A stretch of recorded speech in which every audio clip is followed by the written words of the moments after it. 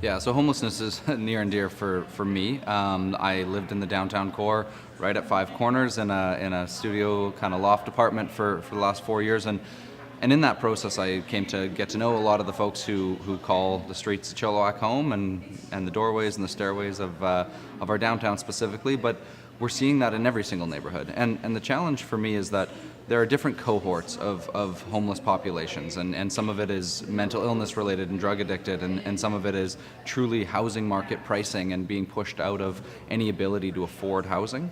And some of it is people who choose a street lifestyle for lots of other reasons. And so our approach needs to be broad, it needs to be comprehensive. One solution is not going to fit all of it, but we need to tackle our affordable housing crisis. We need to work on the mental health care file, which we can. I sit on the regional hospital board, would continue to do so if I were a mayor.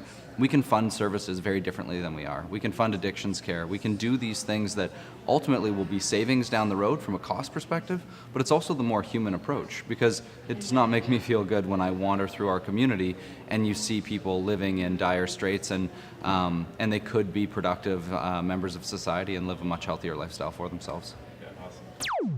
But we are the government that's closest to the people, and we see it every day. And the parks are no place for people to sleep, and sidewalks are no place for people to sleep. And we really have adopted the housing first model, and that's what I've been advocating for. I've been sitting in Minister Robinson's office, in Minister Shane Simpson's and Minister Judy Darcy's, asking for exactly that. And that's why you're seeing modular units coming to the city of Chilliwack. So they're not fancy, because there are people in our community who feel like, I worked for my home. Why are you giving people who are not working a home? Well, I'd like to say there's a really good economic reason, first of all, why we do that. And there's also a compassionate reason. People often will say to me, well, Mayor, they're coming from everywhere else, and you're building the shelters and they're coming as fast as you can build them. And so I have checked that with the people who are in the shelters right now, operating the shelters, to find out if that perception is true, as well as with BC Housing. And they tell me that the majority have lived in Chilliwack for 6 years or longer. So it's a great chunk of people that are getting help that are Chilliwack people. The future is bright, and we're just starting to get a handle on homelessness, but it's a very complex issue and many supports are needed. And we don't only build the homes, we have to build the support and have the staff from Fraser Health, BC Housing, the RCMP, social workers, all there to help at the same time.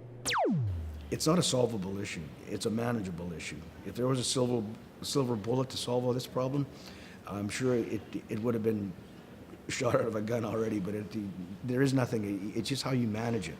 And I feel that we have done a great job, and it's going to come through in early part of 19 with the supportive housing units that we have slated to be built. These supportive housing units will allow these officers to drop these folks at these facilities and get looked after. So it will lighten the load of the RCMP.